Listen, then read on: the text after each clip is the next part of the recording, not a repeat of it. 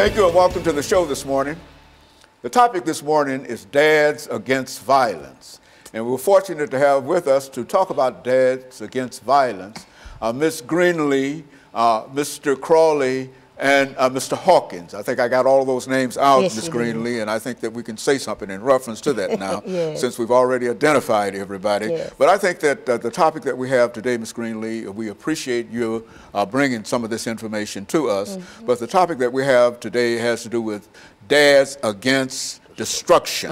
And so what we would like for you to do is to not only give us some information in reference to your background education, some of your experiences, but also to tell us something about Mr. Crawley and Mr. Hawkins during this first segment. And then during the second segment, we can start with Mr. Crawley, and he'll be able to give us some information, and then Mr. Hawkins, and we'll be off and running talking about this very, very significant organization, Dads Against Violence. Let's start with you. Okay, well, first of all, good morning, and thank you for allowing me to come on your show again. As everyone knows, my name is CGreenlee, founder of Nashville Peacemakers Stop the Violence campaign. I'm here with these young men because they made a huge impact in my life when I met them. And sitting here to my right, Mr. Steve Crawley, I've invited him to come out because he has a real good testimony, and I'm really proud of who he is, coming out as a blind man and want to talk about the violence we have within these young males and be honorable enough to say he want to make a stand. He might can't see to make the stand, but he can stand to make the stand, and that meant a lot to me. Mr. Hawkins sitting here, he's a really great guy. He's a community advocate within himself, and just by him saying, Clemmy, I heard your cry about where these dads at, and I want to come and step up to the plate. And this is how this is formulated. Very good. And of course, let's see if we could get a little information from Mr. Crawley and Mr. Hawkins during this first segment. Mr. Crawley, why don't you give us some information about your background, education, and some of your experiences, and then Mr. Hawkins will end us for this first segment, and then we'll be able to come back and get into Dads Against Destruction. Tell us about yourself. Well, my name is Steve Crawley, and I graduated from John Overton High School, and you know, I got introduced to this program by Philip Hawkins, and I just want to make a stand on trying to help save kids' lives. You know, I'm blind, and I'm willing to do it, so I'm just looking at it for a lot of other males to come out and help join the cause of what we're doing. So you think that there's a real problem that we have today with our young people and whatever, and so you're out to try to deal with it. Is that what you're saying? Yes. And of course, Mr. Hawkins, what about your motivation for being here? My motivation is it's just a time to stop. It's time to come together as a community, for the dads to come back, rebuild our community, and take our place back in this household as fathers. And so you've got this organization. Why don't you tell us something about the organization, Mr. Hawkins? Organization, we're just a group of men that got together to come back to the community, give back to the community, dedicate ourselves to being back where we need to be in the household as men, helping out where we can, rebuilding the community, breaking this broken cycle.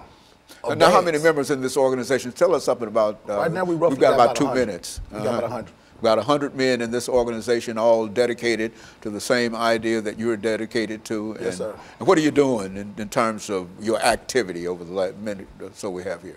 We get it with Nashville Peacemakers. We're doing different community walks. We got a lot of things planned.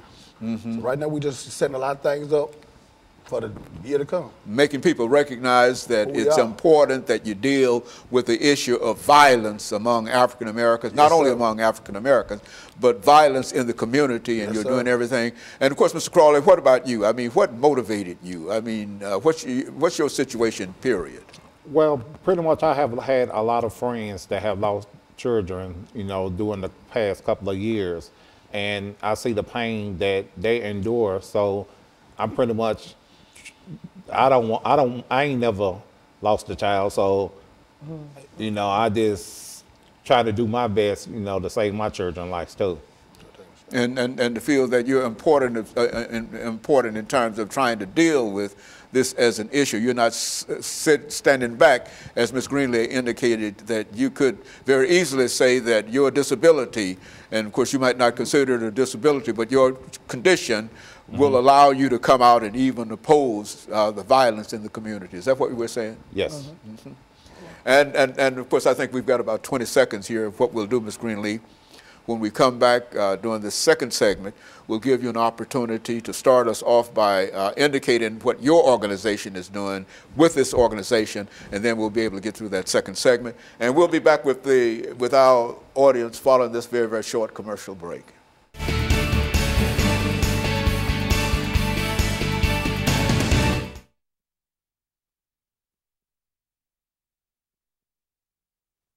Ms. Crawley, you were doing great. You're doing great. Yeah. You can't catch my signs. You know, signs that I be sending out. But he gonna try to give him nudges. Remember I told you try to give him nudges when you see him. And just start talking. I'll know when you talking and when you run out of anything to say or whatever when you're through. But just start talking. When we come back, Ms. Greenlee is going to start us off during the second segment, and she's going to talk about how she became involved with y'all and what y'all have been doing and everything that you possibly can say, Ms. Greenlee, in terms of what they're doing and how important it is. And then we'll allow, after you make some statements in reference to that, Mr. Crawley, we're coming to you again. And this is your opportunity to say whatever's on your mind in reference to it and et cetera, you know, however it falls upon your heart to say it. And I mean, you new to it, Let them know you new to it. I'm new to it. I don't really know nothing yet, but I know I'm getting in it. Yeah, know something's got to happen. And then I'm going to touch base on my mother's group, and then that's when you talk about, after I came in and actually sit in on one of Miss Greenlee's mother's group, that's what prompted me to really say I heard her cry about dads. Then you throw it out there, talk about the thing we just talked about, child support. I'm going to throw it in there so you can kind of pick off where I was. That's the sound of feel on that part. Okay, so you come to me first. Yeah, I'm going to come to you. We coming to you first. Okay. This is the second segment. Okay. 8 minutes. We got 8 minutes. Yeah.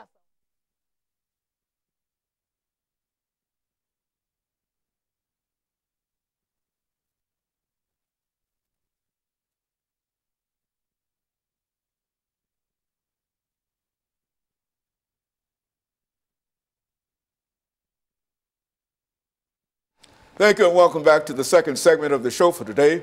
We're talking to Ms. Greenlee, Mr. Crawley, and Mr. Hawkins, three individuals who would like to talk about dads against violence this morning. And Ms. Greenlee, I think that during the last segment, we promised that we would come back to you and to give you an opportunity during this 8-minute segment to not only talk about what you're doing, but to say something about this organization itself, which will allow Mr. Crawley and Mr. Hawkins to further elaborate upon some of the things and some of their feelings and some of their attitudes in reference to what we're trying to do. Because I think we're all involved in the same thing, and that is, how do we stop the massive kind of violence and disrespect that we have in our communities? Let's talk about it from that perspective. Well, you know, first of all, Dr. Haney, let me just say to myself, let me thank my God for giving me this opportunity to even meet these two men to come into partnership with me on the Mothers Over Murder program that I already have with a group of mothers. I've always, every time I go to a funeral, I've always said, where are the dads? Because everybody comes to the mothers. That's normal, the mothers, the grandmothers. And but I've always wanted to know, how do a dad feel, whether that was your son or not? How do you feel to continue hearing about these young black males? Now, I know earlier you said violence is violence, and it is. But I am only here for my African American black males. I'm not prejudiced at all, but I'm staying on my subject of what I'm trying to accumulate, and that's bring some reduce the violence in my own community. These young men here stepped up to the plate one night coming over to my house is simply crying out for other men. And I felt if they talk, then other men would come behind them. When he said it's over 100 men already participating in this program, that he means by email, phone calls, asking us what can we do. And that was really overwhelming that they stepped up to the plate. we have a lot of organizations out here, and I'm not saying that. Everybody know I don't never pick out organizations. I don't worry about organization. But what we don't have grassroots organization. We can go to all these corporate businesses like Oasis, YMCA, YCAP, all the other ones. But who's going to someone's neighborhood? Who's going to someone's home? And this is the gap that we're filling. We're doing this, matter of fact, in the back of my home. And we have almost up to 30 kids that just comes in and out of there on a daily basis that nobody is talking to. Remember, I always say, we don't qualify for a lot of things that we want to put our kids in because of the budget cut or the income. It's always $1 too much or $1 too less. But we don't want to always get cut. So that means it's time for us to start something right in the middle of our section where we live at. And this is where this come in at. So I asked him when they came to me, well, what is it do you want to bring to the table? And he said, I want to step up to be the dad that you're talking about. And I said, he said, I got a friend. And so when he brought his friend, which is Mr. Hawkins, when he came through the door, Crawley, when he came through the door, and I was like, oh my God, it's Tone Loc. Tone Loc was the original gangster rapper back in the early 70s and 80s, and that's what I call him. But when I found out he was blind, I didn't see the stick. And but I know he would follow my voice, but it was certain things I done, and I just asked him, are you blind? He said, yes, ma'am. I'm like, oh my God, that inspired me even more. That he's taking a chance of coming out, don't even see where he's walking, but he know what he want to do. And Mr. Crawley, what are some of the things that you think about when you think about what you're doing here? Well, I'm just trying to save another child's life. I'm tired of hearing all the time on the news that another child have lost their lives. And we have meetings every Saturday at 5 p.m. and we need a lot more dads to come out and support us. And, you know, I guess at the end we will give out our phone numbers and information to pretty much, you know, so they can get in contact with us. Would you suggest, Mr. Crawley, that if all of the dads who have lost children in this city were to get together, they could make a powerful statement in reference? And I think that's what Ms. Green and the rest of you are trying to do, is to get all the dads. Have you thought specifically about the dads who might have lost children in this community and who might almost feel compelled to be a part of what you're trying to do? Yes, that's what we need. We need them to come out so we can talk to them and see how they feel about situations and help us pretty much try to stop the violence. I think, Mr. Hawkins, if we say that when we look at the statistical information, we're talking about hundreds of people dying in the streets of Nashville since over a year's period, we can say that all of those children had dads. And while they were not all men, all of them had dads and mothers, you see. And so in a real sense, if you could make them conscious, if you could get just those folks who have lost children during this period, I think that you would have a powerful say. What do you think about that? Exactly.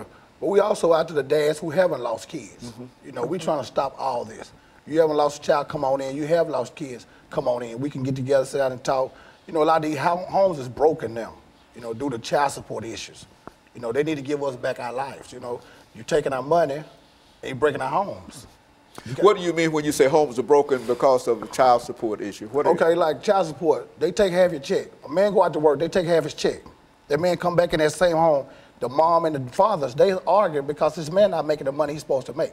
So you got a boy out here, his son, you got a daughter out here. The son ended up selling drugs to try to make ends meet. The daughter hook up with some guy, she's pregnant. There go that vicious cycle. The dad's program, we're trying to break this vicious cycle. And so what you're saying is that no matter what who the dad is, that if the family is receiving some kind of support from the state, that half the income from the dad has to go to the family. How it goes to child support? Half the income is going, they say